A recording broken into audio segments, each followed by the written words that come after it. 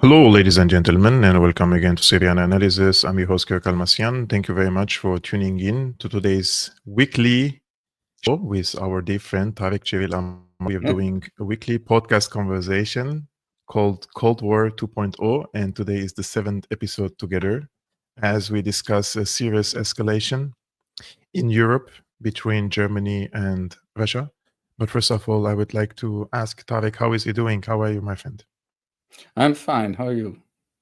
We are still alive. We didn't receive a bomb No from the other rashness side. in your No. garden. The other day, when I was reading to some hot-headed talking heads from Moscow, and they were like saying, "Let's bomb Berlin." I was like, Yeah, "No, yeah. what? Well, no, what? No. Why? Why? I Why? live here. Why? We didn't do anything for this. Nobody is asking our opinion if you want to deliver Taurus missiles to Ukraine." But the newly selected or appointed Chancellor of Germany, Friedrich Merz, he told Ukraine's President Zelensky that Berlin will keep Kiev, produce long-range weapons to defend itself from Russian attack. He said, "We want to talk about production and we will not publicly discuss details." Therefore, it seems that the German side will give Ukraine the means to produce Taurus missiles on Ukrainian territories instead of sending them Taurus directly from the German stockpile. How do you see this development? Why, let's say, Merz changed this decision that the former chancellor was very reluctant to send or give Ukraine this type of missiles? And how can this weapon change, let's say, the equation, the military equation in the conflict? Yeah, I think it's what he's done is a very foul compromise. And it's a compromise not obviously with Russia, because that would make sense. It's a compromise between competing factions inside Berlin or the Berlin political spectrum or the Berlin political leadership, right? On one side, you have people like Roderich Kiesewetter, right, who's completely insane. And he's been on record for years that what he would love to do is give Ukraine everything they ask for, including the Taurus. And he has been explicit once that he would like to see Ukraine then use these weapons to strike offices, ministries, important buildings in Moscow itself, right? So that's a very extreme position among all the extremists. Yes. And then you have people like, Merz himself, who I think deep down wants to give the Ukrainians the Taurus very much, but he realizes that the risk of handing them over to Ukraine is too great. Yes.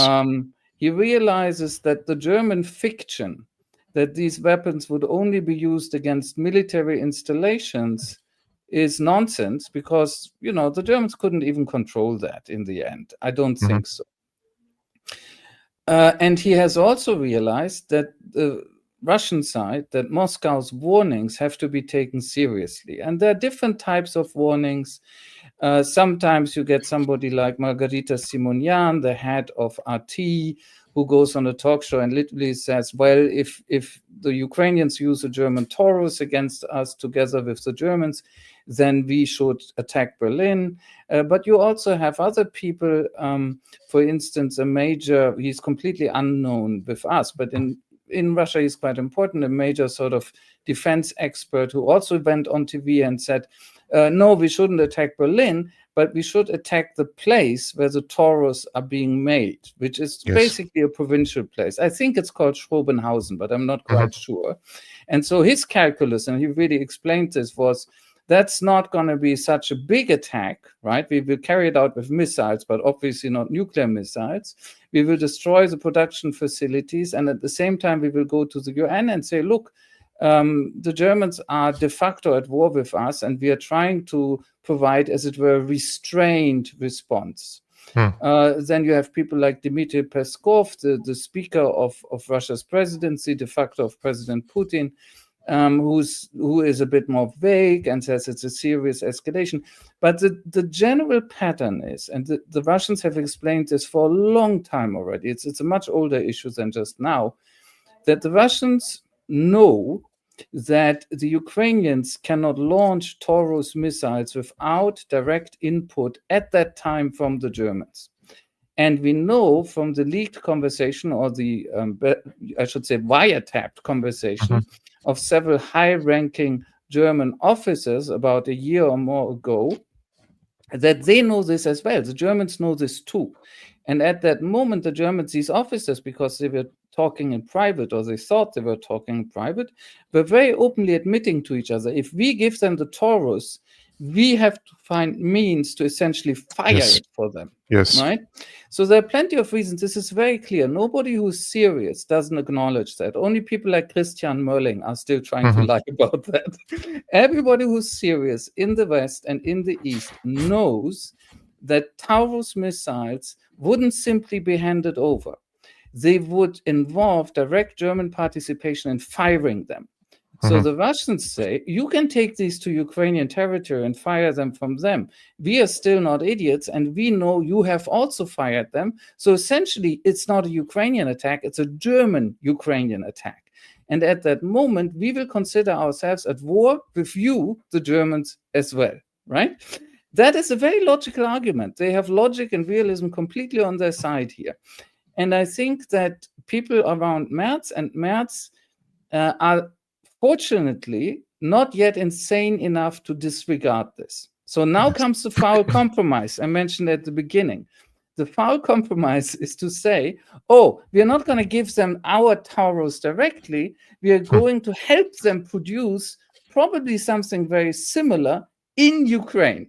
Right? Oh. So the Russians are already making jokes about this. And they are saying, oh, what do you mean? You're going to ship a Taurus across the border, and then you're going to change the label, made in Ukraine, and that's what you're doing? Assembled in Ukraine. Yeah, assembled in Ukraine. So maybe it won't be as extreme as that, right? But the underlying fact is still extremely disquieting, which is, yes, you can now argue that the long-range missile that in the end might hit Moscow wasn't actually produced in Germany.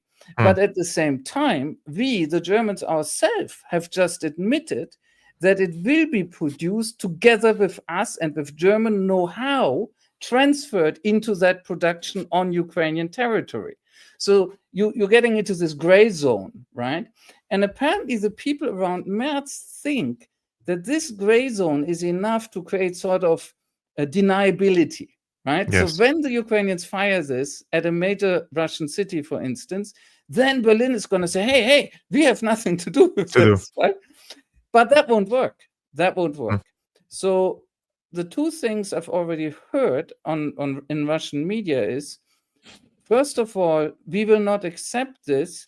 And literally the sentence that was used in one of the talk shows, and I do think it's a signal, was something is going to burn. Yeah. So they're essentially saying, if you try these tricks, we will answer with tricks. They're essentially saying we will hit you by covert operations, by sabotage, what the West always claims, right? Yeah. And in this case, the Russians are actually saying, yeah, that's our payback. That's what we will do to you if you do this to us. You're tricking, we are tricking you back, right? You will pay. But of course, that need not even be everything. Depending on how serious a future escalation should happen with precisely such weapons, things could still get worse. Yes. So this is a lose-lose move, right? Yeah. Last thing I should mention, everyone agrees, who's not a total propagandist, that missiles like the Taurus cannot change the outcome of the war. Everybody agrees. I mean, even the most right-wing people like Gandhi. So this is not a game-changing. This is not a game changer. It's not. And the phase where they were promising the West game changers in the West is over. They have learned that these promises never work, so they don't even try anymore. So what they're saying now is, yeah, but we still have to give them to Ukraine. First of all, because you just have to for some reason. And the second reason is, well, they can then attack all sorts of logistics behind the Russian front. Yeah, maybe they can, but the point remains, even if they attack all sorts of logistics behind the Russian front, or again try to detonate the Kerch Bridge, right, which is always mentioned in this context, it will not change the outcome of the war. One thing that will certainly happen, there we don't have to speculate, any such long-term attack from Ukraine will trigger a massive Russian response on Ukraine. That will definitely happen. I made today a video about this exact case, basically, and I argued that the retaliation of the Russian side will definitely be inside Ukraine, probably against the missile launchers, whoever is operating them. Now, this type of system, it needs years of training. Those are not game station or PlayStation type of weapons, and they will definitely need NATO personnel or German operatives to operate this type of weapons. Now, the German side still argues and says that doesn't mean we are part of the war. And and to be honest with you, that doesn't sound so logical. And sorry for from the German government if they are offended by this. But can I add something, please? Look. First of all, you are absolutely right. It's completely illogical. If your personnel helps fire a missile, you are part of the war. Like, if you don't want to understand this anymore as a government, you're in La La Land, right? They can be in La La Land. But the other thing that I really miss in these discussions among German experts as well, like Mölling, Massala, Major, all of these people, they pretend that we decide this. Right. First of all, we have bad arguments, and then they pretend that our arguments decide this. But in the end, if a missile like that hits Russia, Russia decides.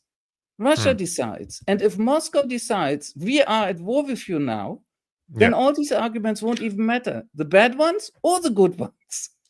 Actually, if Russia, I think, decides that they are at war with Germany, as you mentioned, they will start with unconventional operations against German interests, probably in other places, probably in Africa, probably in Asia, probably in other continents. Maybe it's about trade, maybe it's about energy. But when we cyber attacks, Yeah, so this is happening, and this week I will mention this because now Kaja Kallas is accusing China of a cyber attack against Czech Republic. But before that, since we're speaking about Germany and Merz made a new statement about Nord Stream, and because we speak about now the economy also of Germany, and this is his take about the Nord Stream pipelines. Ich sage für die Bundesrepublik Deutschland: Wir werden in diesem Zusammenhang alles tun, damit Nord Stream 2 eben nicht wieder in Betrieb genommen werden kann. Ich sage für die Bundesrepublik Deutschland. So the German side will do everything in its capacity for Nord Stream 2 not to be operational again. Correct me if I'm wrong, Tarik. Nord Stream is a German-Russian joint. Infrastructure, so they can simply just shut it off if they want to. They don't need a third party to operate it for them. They're afraid of something else. They're afraid that the Americans and the Russians will find a way to restart it, which has been, there have been rumors in the, as you know, in the context of these very complicated maneuvers that are now going on between Trump's Washington and Moscow, where both sides don't yet seem to know quite what they want, but there is a possibility that they will go for some sort of detente and normalization and trade normalization. There have been rumors repeatedly about some weird schemes, they're very complicated, where somehow the Americans and the Russians would take over Nord Stream and run it. Which, if you think about it, it's insane, right, that outcome. Because Nord Stream, whoever really planted the explosives in the end, right, we know that Ukrainians were involved, but I still don't think they could do it alone. I still think the USA were behind it, and the UK, whatever happened exactly there. But Nord Stream was definitely blown up by the West, right? The West plus Ukraine. It wasn't blown up by the Russians. Remember how they tried to tell us this lie for over a year? Nobody even wants to remember that. This completely absurd lie that the Russians would destroy this major asset of their own. And people like Carlo Mazzala came out, right, the super expert, and his explanation was that it was so counterintuitive that the Russians would do it to confuse us all, right? So the Russians take a big gun and they shoot themselves in the head because that confuses us. What an analysis. But Brilliant, Tarik, right? but So, do you notice that there is a dilemma and a crisis of expertise also, not only in oh Germany, in yeah, entire Europe. Like we're talking about political expertise, we're talking about yeah, military expertise. but Nowadays, it because has it, become more like an activism and yes, not someone who's I'm, giving an expertise. but that's not even the worst thing about it. I agree with you, but the worst thing is it's streamlined. Hmm. Imagine you had activist experts from very different positions. They would still at least fight and discuss stuff, but they don't. What we have is coordinated, streamlined expertise. And it means that the people who make these careers, who get the book contracts, who are invited in the studios, the one key criterion is that they're politically conformist. Politically, that's it. You don't have to be right. You don't have to be bright. Really not. And you just have to be reliable. You have to be Yes. reliable for the powers that be. So the last look, you know that I'm, among other things, a historian of the former Soviet Union.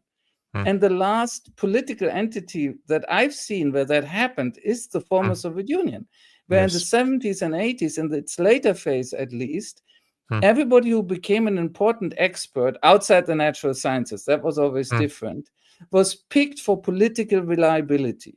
Yes. And see what it did to them. If you staff your expertise positions like this, you get a lot of spineless idiots and mediocrities. And in the end, you go down because you don't understand the world anymore. That's what it did to them. So, but here's the thing. So the West has blown up Nord Stream, right? And now essentially the Americans and the Russians are moving to take it over.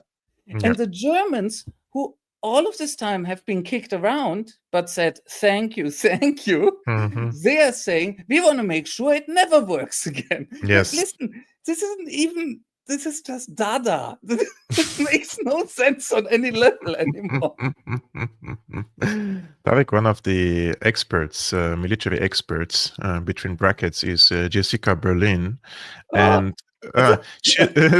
please don't get a heart attack. But this woman, she was promising us victories for Ukraine for over 3 years now. For the summer offensive. I remember that very well, the famous summer offensive of 23. And she was only saying that what Ukraine needs, one more weapon and one more tank and one more missile and one more ATACMS and one more howitzer and now one more. And also she was saying that the West had, I think I remember her precise tweet, more or less like, it had so many things in the pipeline and a lot of them would be surprises and the Russians would never see it coming. This is a propaganda job, right? Like this is what the propagandists do, basically. When you take out the reality. She's a zero. She isn't even a smart propagandist. She's a total zero.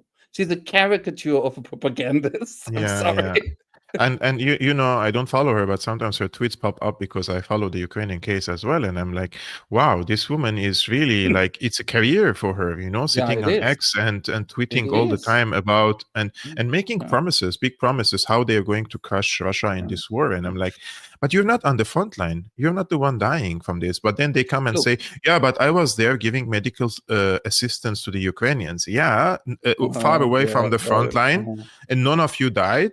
Sorry, this is the thing that I raise all the time. Like when you want to send a Taurus, and there more Ukrainian men will die. And you're watching these videos of forced conscriptions in Ukraine, and how they're running. Like they're running after. They're real. You know, yes. For a while, people claimed this is just Russian propaganda and stuff.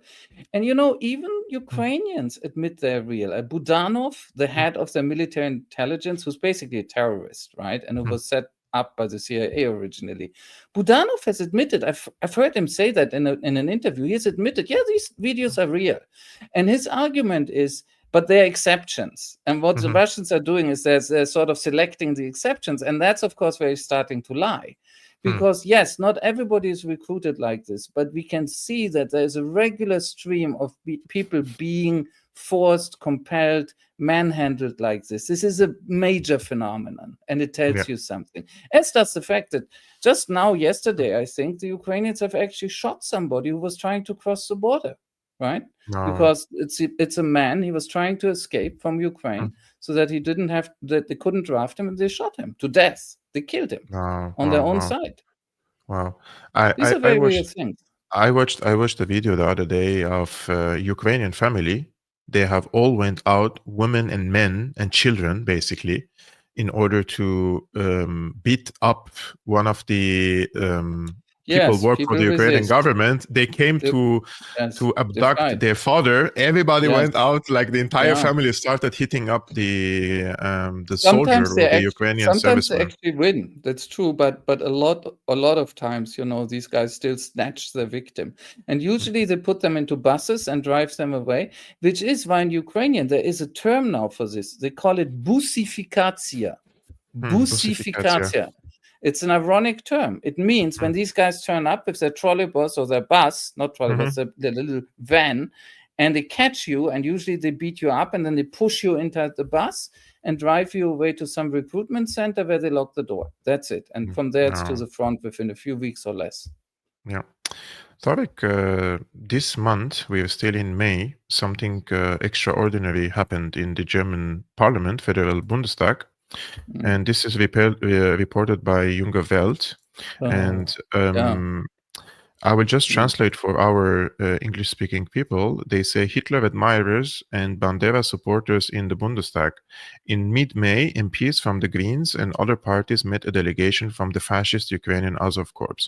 And these are self-identified neo-Nazis. Like they say we are Nazis, right? The Azov battalion. The Azov... And they're meeting with the Greens, who they say they are Antifas. Azov, they are either extremely far right, fascist essentially, or often like immediately recognizable actual neo-Nazis. I mean, these are fine gradations, right? I don't think they're so important, but this is what they really are, and they're proud of it. And when these people are captured by the Russians, and this is not something the Russians make up, right? They regularly have the wildest tattoos, right? It's like, these are the guys who wear the swastika and the sun wheel and the Reichseagle, right?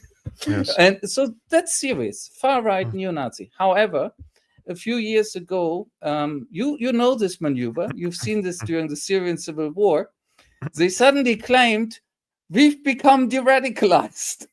We've become depoliticized. We're sort of okay now. And then you got... It was a phase, Tarik. It was a phase. Nazism is a phase. Yeah. Who hasn't got a Nazi phase when they're young, right? I mean, look. And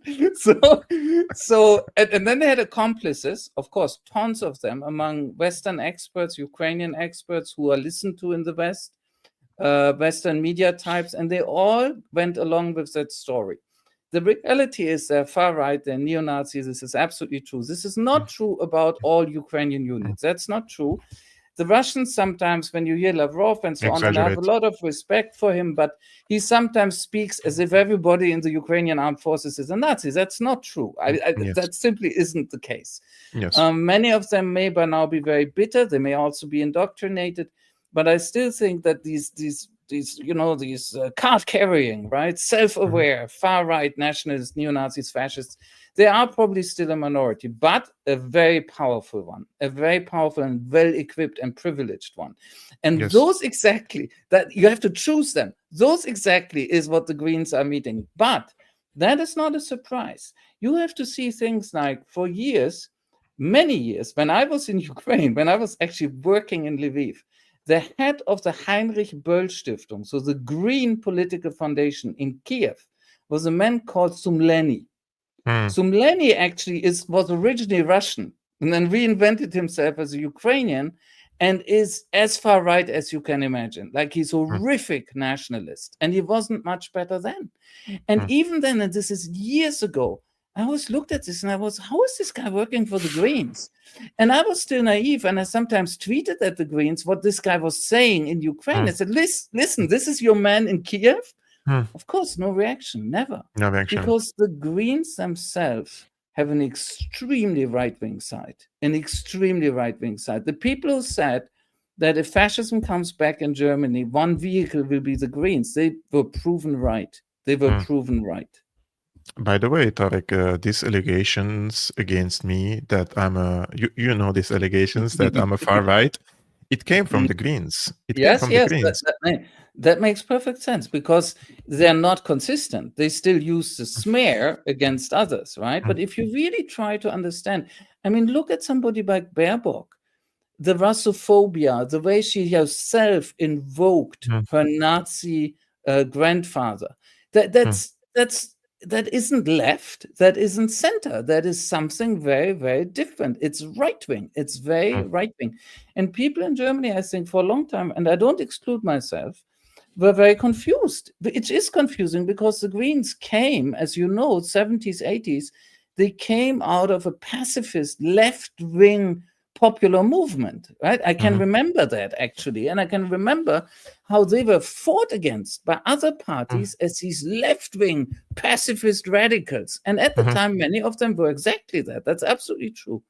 But they somehow totally mutated. And you can see this, when the intervention against in Kosovo happened, Joschka Fischer, when you get it with Habeck and Baerbock, there is really a story about the Greens of a massive rightward shift. Massive. I don't want to say more about them. I have lots of personal stories with the Greens. I will keep it for later. However, Merz was asked this week. The cat jumped. Yes. The people were asking, where is the cat? So now they see. Cat is always here.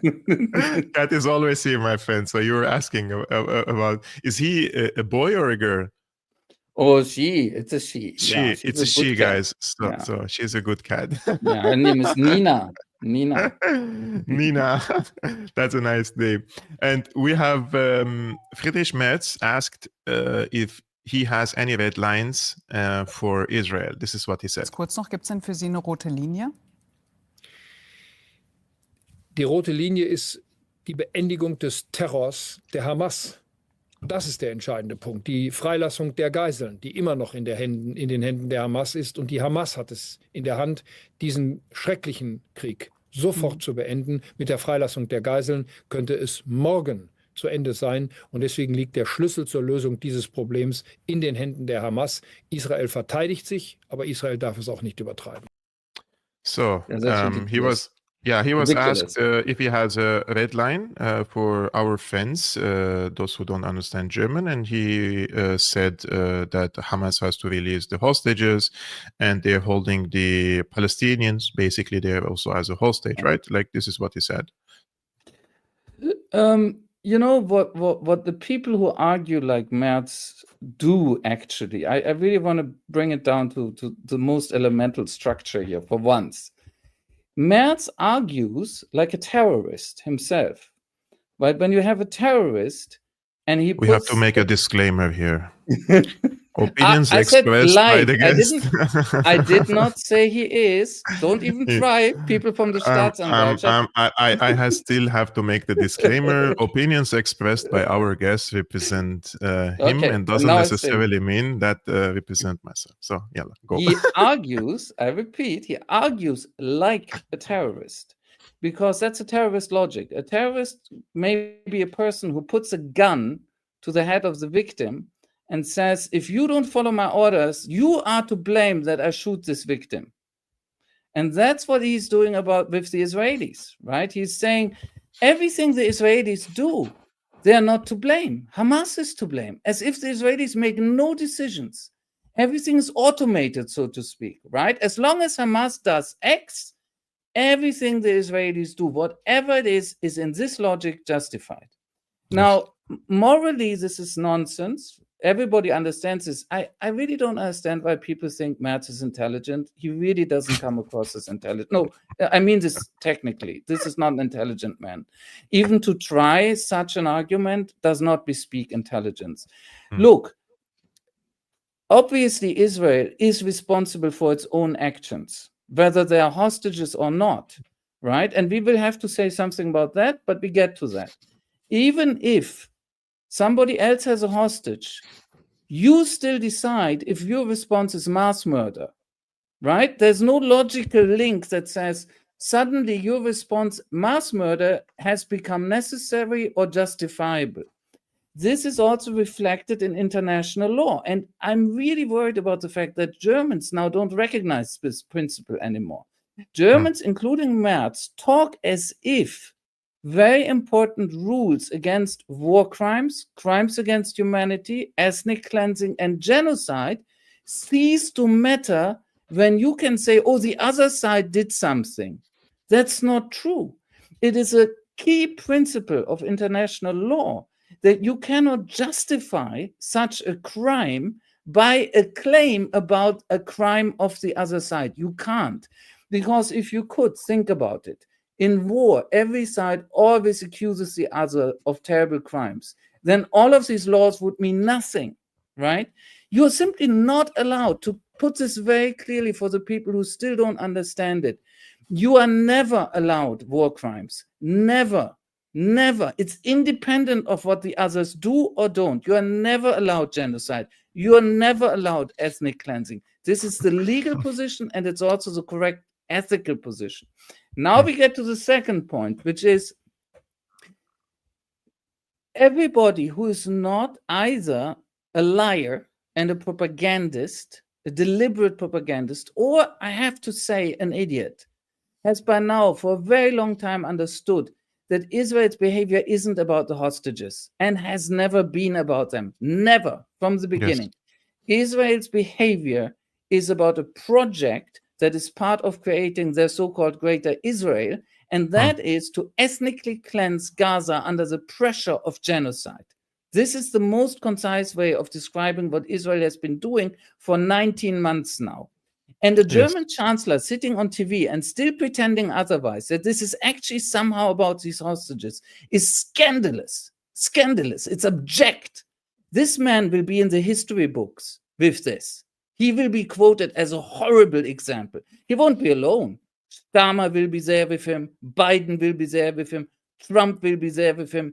Baerbock will be there with him. Habeck, with his nonsense about the Staatsräson, that somehow means we let the Israelis not only get away with genocide, but we give them the weapons while it's ongoing. He will be there.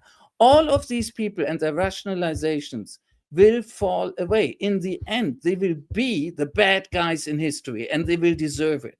It is abject to still say something like this. It was always terrible, but to say it now, this is ridiculous. When you look at Israeli negotiating behavior, how they have torpedoed one ceasefire after the other, the Israelis, again and again, the fact is that Hamas offered them a full return of all hostages, and that was still a lot who were still alive then. Very early in the conflict, it was months or so, very early, the Israelis said no.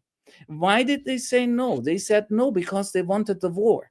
Why did they want the war? Because they wanted the war as cover for genocide and ethnic cleansing. This is the reality. It's not about the hostages. In fact, Netanyahu doesn't want them back. He needs some of them to be there so he can still use this pretext and get people like Merz to repeat it, either because they're stupid enough to still believe it or because they want to lie along. This is what's really happening here. This is incredible. And that I cannot understand how Germany is still at this stage, you know, that somebody can come out with this nonsense and he's not just laughed away. Actually, even the Israeli press, for example, Haaretz, they have published several articles, opinion articles and investigations, and they're all saying the same thing, and that is Netanyahu doesn't want to free all the hostages because they are enough reason for him to continue this type of onslaught against the Palestinians. Just for a moment, Tarik, because I have to reply to one of the commentators here, because when I see such comments, I have to reply. Says 400,000 civilians perished in Syria, 400,000 in Afghanistan and Iraq. Some suggest up to 1 million in Iraq, hundreds of thousands in Yemen, yet less than 25,000 Gazan civilian casualties. I just have to show some figures to this commentator, and this is coming from this is a report in The Economist. This is based partly on Lancet Medical Data Research, says that the true Palestinian death toll in Gaza of traumatic deaths alone could be as high as 109,000.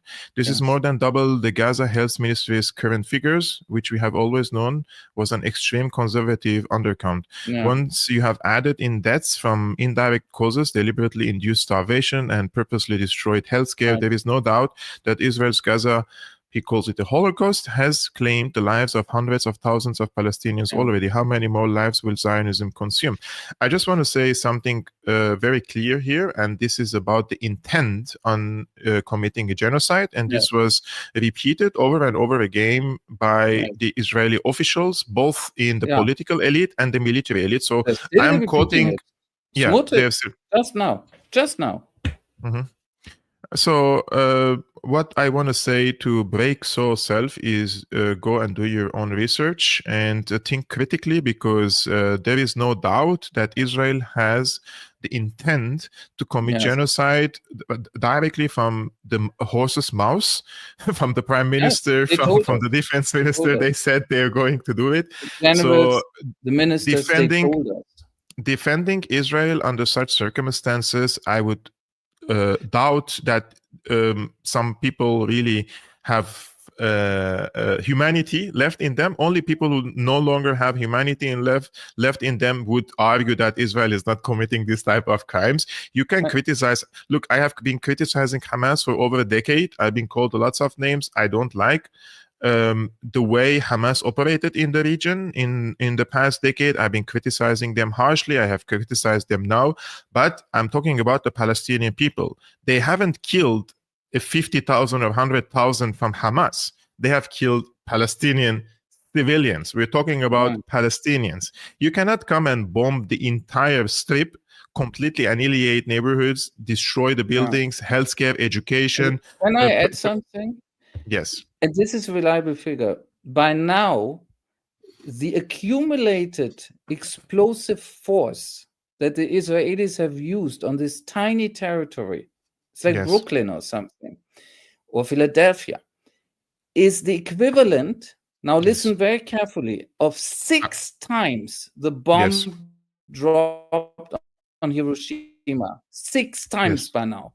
So you can do this without nuclear weapons. You just keep doing it and you get there.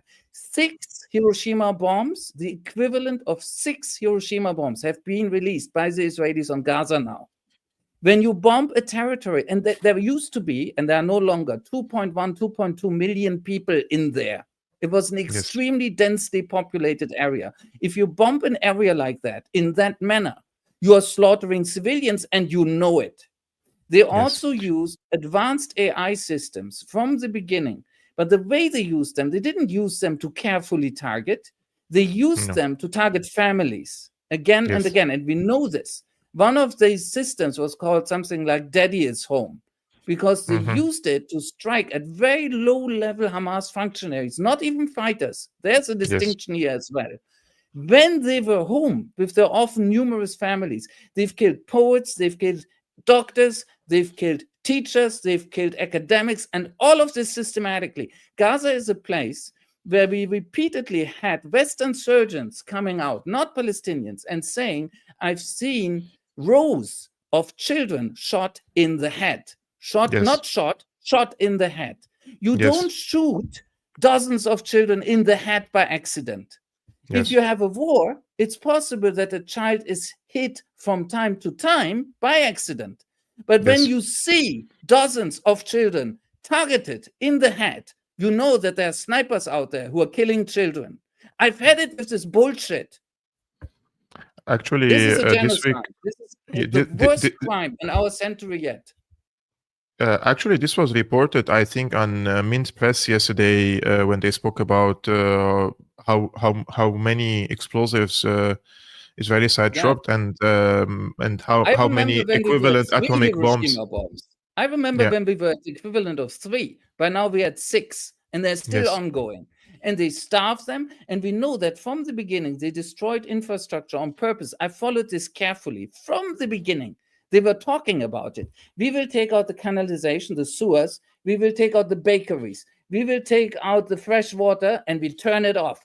They have used every means in the book to reduce this population vitally, not the fighters, the population. So these are Nazi methods. Israel has dropped the equivalent of 6 nuclear bombs on Gaza. Since the onset of its genocidal campaign in Gaza in October 2023, Israel has dropped over 100,000 tons of explosives on the territory, equivalent to more than 6 nuclear bombs, resulting in tens of thousands of Palestinians' deaths and endless massacres. So, And can I if say this, one more thing? yeah, For those who think this is all about numbers, the numbers are bad enough. But please finally read the UN 1948 Genocide Convention. If you want to talk about genocide, you must read this document. It's not long. I teach it all the time. All my students get to read it.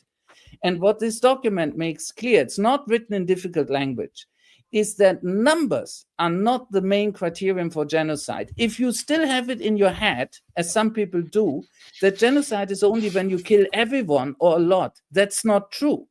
The main criterion for genocide, the crime of genocide, is that you kill people because they belong to a group defined, among other things, by ethnic or national terms. That's genocide.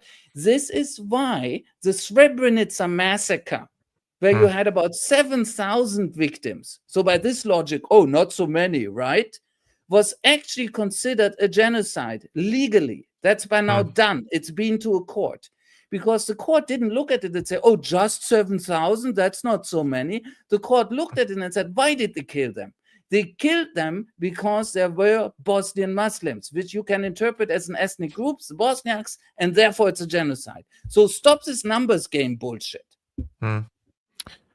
Oh, Tarik, I will go back a little bit to Russia and Ukraine. And in this case, I have read an article on the Wall Street Journal titled Putin has retooled Russia's economy to focus only on war. This is the article, guys, we are talking about. And I have asked AI to summarize this article because it is around 10 minutes read. And I asked the AI to summarize it into 2 minutes read. So I will read some of the important points, guys, here. So we ask Tarik's takes on it. So Russia's recent military gains in Ukraine are strengthening Vladimir Putin's reluctance to engage in peace talks despite pressure from Donald Trump and European leaders. Since the start of the war, Putin has overhauled Russia's economy to support a prolonged conflict, massively increasing arms production and offering hefty bonuses to recruit soldiers. This militarized economy not only stabilized Russia's war effort after early setbacks, but is now propelling its current westward advance with over 100 square miles gained in the past month. This success, however, complicates any potential move towards peace. Russia's arms industry is now a key driver of economic growth, operating around the clock with billions of stimulus and improved wages that have lifted living standards, especially in poorer regions. Analysts argue it will be nearly impossible to scale back this military economy quickly or painlessly. If the war ends, some of Russia's neighbors like Estonia and Kazakhstan fear Moscow may redirect its military momentum elsewhere given the risks of domestic unrest from demobilized, battle-hardened troops. History offers a cautionary tale. Stalin once viewed returning veterans as political threats and took drastic steps to neutralize them. Economic risks loom too, with oil prices falling and war-induced wage surge tapering off. Russia faces growing instability. Cutting military spending could trigger job losses and social discontent, particularly in regions that benefited most from the war economy. Some industries hope to revive arms exports to compensate, but Russia's declining global market share and focus on volume over quality makes this unlikely. Finally, unlike the US after World War II, where military innovation spurred civilian tech booms, Russia's defense sector is unlikely to produce similar spillover benefits. The country's challenge now is managing a potentially painful transition away from its war-fueled economic engine with igniting new crisis. Now, when I read this, it makes sense if Russia is depending highly now to recruit people for the war effort. So they have hired more people and there is more money for the people. And if the war ends, then these people probably will be in desperate looking for jobs. Therefore, the main argument of this article is that Russia could wage another war in order to sustain its economy. Yeah. Look, I give you an example, a counterexample, right? Imagine a Russian journalist, like who's really sort of imaginative, And he takes a little bit of data from the German economy. Says, look, these guys have been stagnating for years, literally, right? Sometimes with negative GDP growth, right? And now they're having this huge military Keynesian program that Merz has just started. Well, if you think about it, when you have an economic logic like that going on, they've got to go to war in 4 years' time, right? And I have actually an example. It's a bit like the 4-year plan that the Nazis had under Goering. So that's the Stalin bit, right? So this article, I read it too. You know, to me, it's one of these things that is actually totally hollow once you start thinking about it. But it looks good for a while, right? Because look, it mixes a few accurate observations with wild speculation. First of all, why would Russia attack Estonia or especially Kazakhstan? I'm sorry, the story that the Russians are going to attack Kazakhstan because there are some Russians in North Kazakhstan, I remember this now for decades. They've been on the verge of taking North Kazakhstan forever. Estonia, who knows? Depending on what the Estonians do, I would say. But that even that is unlikely. The fundamental flaw in this article is what they're describing is a problem.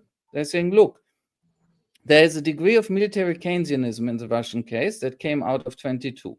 And that's true. You can see this. You can see the way in which spending on the military-industrial complex really has gone through the roof, in which they have pumped money into the military so that they could offer special conditions, pay people very well, in which this has then triggered wage rises in other sectors. They definitely have an inflation problem. The Russian economy is not doing very well right now, right? They did well for about 2 years. Now it's a bit, turbulence. This happens. But what the article assumes, and what is completely unwarranted, is that the Russian state cannot cope with such a problem. And that reminds me of the people who said, remember 2022? The big war had started for several months, right, in February 2022. And there was a point where Putin had to start mobilizing people into the army, right? The forces in the field were no longer enough. He had to actually mobilize into the army. I remember legions of Western experts saying, oh, he's not going to survive that. Because they had this brilliant analysis too. The big deal of Putin has always been, I give you peace and prosperity, more or less, and I leave you alone. So now he won't leave them alone anymore. He's mobilizing them. The regime will fall. Nothing of the sort happened. In fact, mobilization has been successful. It hasn't been excessive. People have volunteered, yes, partly for monetary reasons, but also for others. The regime has definitely not fallen. So the problem with arguments like these, and I see them again and again with Westerners, is it's not that they analyze an issue that the Russians have. They're often half right about this. The Russians have this issue. It's a problem. The problem is that they assume that the Russian government, the Russian state, is absolutely incapable, that it's an idiot state that cannot possibly react to demobilization problem and to getting out of a war economy and transiting from there in any other way but then by unrest, another war, social collapse. That's nonsense. In fact, the empirical evidence is the opposite. The Russian state, I know a lot of people can't process this because it's not in their prejudices, but the Russian state actually recently has been very capable. It's a very capable state. If you may like their policies or not, that's not what I'm talking about. I'm talking about the efficiency of a state. If you compare the Russian state with the German state, I would tell you the Russian state has been more capable over the last 10 years. Definitely. It's a more efficient state. And this is not because it's totalitarian, as mental gnomes like Mazala actually say, but this is ridiculous, a complete misapplication of the term. It's because it's actually a fairly professional state. They have problems. They have corruption. We do too, by the way. They have all sorts of issues. But actually, what people never get about Russia, Russia is still there. And Russia is so powerful because it also has a tradition of a very well-working state. I know a lot of people don't have that on their screen at all, but it's true. In World War II, the Russian state, when the Germans attacked 1941, at first it flunked out for about 5 to 6 months. And then it found its feet And it was an extremely well-organized state in its way. Yeah. And that's part of why they defeated the Germans. Yeah. When the Russians emancipated their enormous serf population, in terms of proportion, this was much bigger than the slave emancipation, almost at the same time in the 19th century in the US. We always see this and we say, well, it didn't quite work and the serfs weren't happy. This is all true. But what people overlook is it was the biggest single social policy measure among great powers in the 19th century. And it worked. It did not end in collapse. It did not end in immediate revolution, blah, blah, blah. So there is this weird thing where we look at Russia, we see what they're doing, but we can't perceive that they're actually pretty good at certain things. Yes. And this whole Wall Street Journal article is built on this idea that some problem hits the Russians, they have nothing that they can do. Oh no, they have a lot that they can do. They will respond, and probably successfully. Now, why is this coming out? I don't think this is innocent. I think this article coming out now is linked to the battle in the United States and Washington between the people who want to restart the sanctions war, but much worse, Lindsey Graham, right, and his people, and the people who don't want to do this, which right now I think is Trump and his people. That can change. I think this is partly what's behind this. Yep. I just want to make a few statements, one of which is I can see that there is a discussion, a conversation about our last episode about South Africa, and we presented one side of the story in South Africa, and now I'm going to invite Kim Heller. She's also based in South Africa, and she's going to present the other side of the story. For those who are interested, of course, you can subscribe to this YouTube channel. Today we hit 100,000 subscriptions, finally, thanks to you. And it was a long way. After 8 years, despite the suppression and shadow banning and everything, we hit the 100K goal finally. Yeah, so congratulations for us, and all the thanks, of course, for the audience of Syriana Analysis. And let's see if YouTube will send this plate, what they call the silver plate or something. Not for you.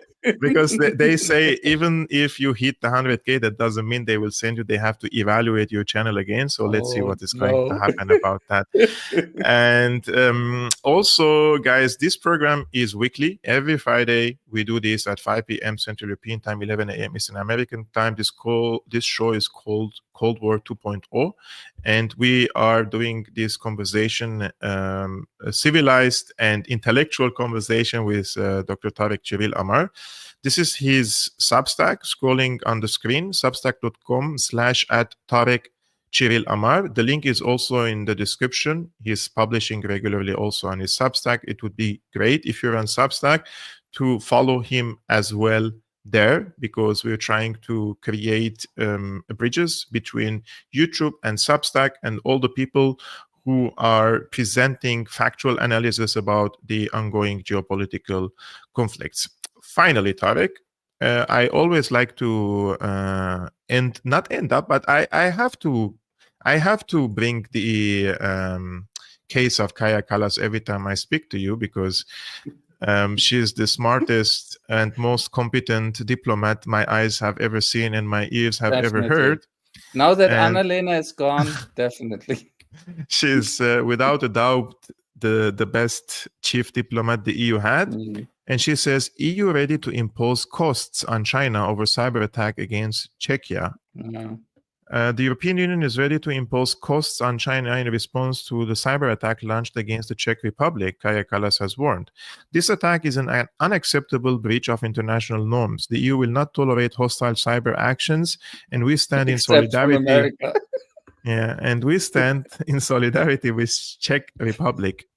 I don't know what's the issue with this hacking or with the cyber attack. I haven't followed it, but the statement of Kaja Kallas vowing to impose costs basically on China. How is she going to do that? I don't know. Tarik was like, I don't know, ask her. But I don't know, maybe she's gonna go there. That's pretty tough. I mean, I remember what the face of Chinese Foreign Minister Wang Yi when Annalena Baerbock went there. There is this beautiful picture of them that somebody took, right? Where they're shaking hands and Wang Yi looks into the camera. And usually Wang Yi is an incredibly self-possessed, very professional diplomat. And he looks like he just can't grasp what he's dealing with. He's like, completely, right? So maybe she can just go there and drive the Chinese up the wall. But look, what I find interesting here is that, I tried to read a little bit about this case, and I was really astonished because, first of all, what the Czechs are alleging is that a Chinese cyber spy unit essentially has been following diplomatic correspondence that is not even considered secret. So, it's close, but it's not secret. It's not the really tough stuff. And that they've been doing this since 2022. Now, let's assume all of this is true. Let's assume it's all true, right? Which we don't really know that. Happens, but Now, the thing is, this is trivial. And they must know this. This is trivial. They're all doing this sort of stuff to each other all the time. And we know it. And of course, we only know the tip of the iceberg. But you can even, the International Institute for Strategic Studies did a report on the cyber capacities and the cyber actions, not just the capacities of the US a while ago, right? And that institute is beyond any suspicion of not being pro-American. It's very pro-American. Nevertheless, when you read the report, I mean, I don't want to do quotes now because it's too much time, but what you learn is that even they say, by far still, the biggest cyber power is the US. And it's not the case that the US is sitting there defensively and just firewalling away its enemies. It's very clear that the US has been running offensive cyber operations literally for decades. They trace this back in the US, who were actually ahead of everybody else, to the late 80s. Can you imagine? The internet was barely there. And then in the 90s, it's already blossoming. They have a big one against Milosevic, for instance, in 1999. Under Obama, the rule still is that the president has to authorize every offensive cyber operation, not the other ones, or what they think the other ones were. Under Trump, the first Trump presidency, they officially withdrew that rule. Now the CIA basically can initiate its own operations. And we know they have definitely run them since then. We know that they have Department of Defense involved. We know they have the National Security Agency. We know that the CIA is massively involved and far too little mentioned in this context. The little we are allowed to know already leaves us with a very clear picture that the biggest and the most aggressive cyber force in the world belongs to Washington. That's actually true.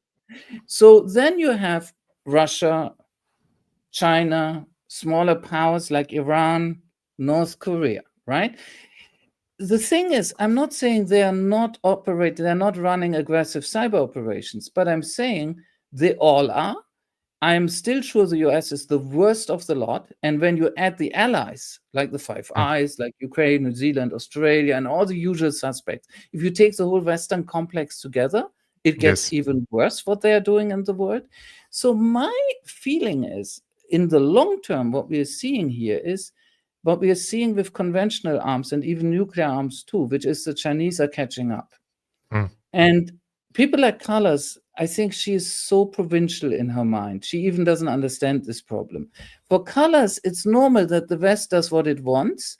And when anybody else dares join the game, she feels really offended. How dare the Chinese answer us in the same coin? How dare they? Only we do that because we're the good guys. I think that's the mentality. I think in Washington and in London, you will find much more cynical people who understand all of this very well. Right?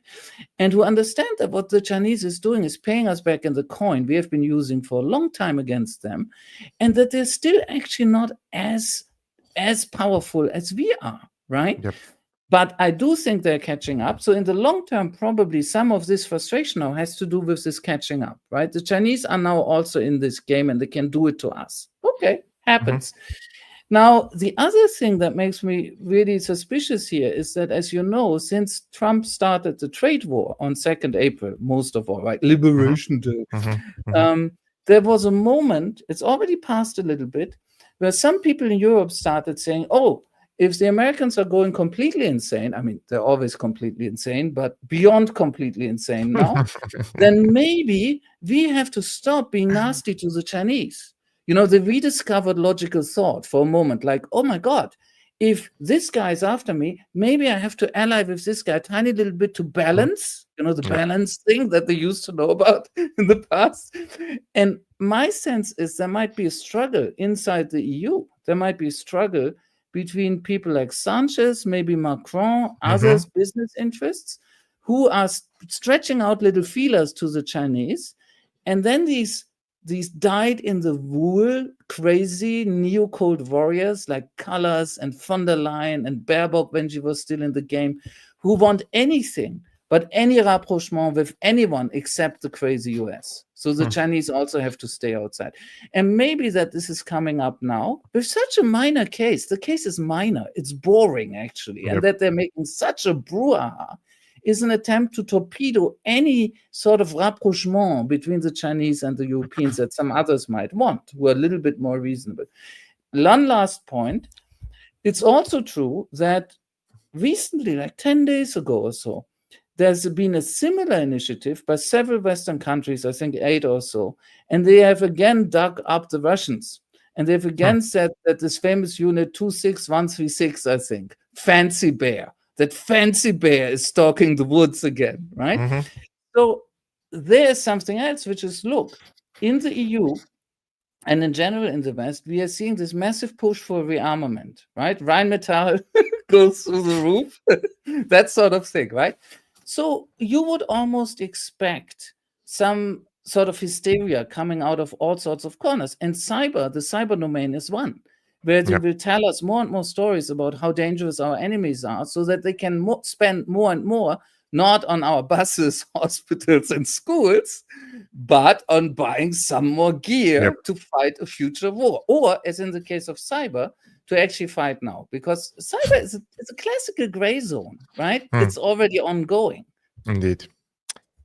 Oh, Tarik, it's always amazing talking to you every week, and especially listening to you and learning from you. And I can see the comments appreciating your insights all the time. And I would like to thank also the audience who tuned in today for this show. Guys, as you may know, we do this every week on Friday, as I mentioned. So if you're looking forward for our next one, kindly subscribe to this YouTube channel. You can just hit the like button on this video so that this content reaches to more people. Tarik's Substack is in the description below.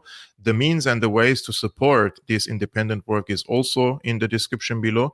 And I will see you all for sure on Monday at the same time, 5 p.m. Central European time, 11 a.m. Eastern American time. Probably going to be also about South Africa. Let's see with the guest, how is this going to proceed with the invitation.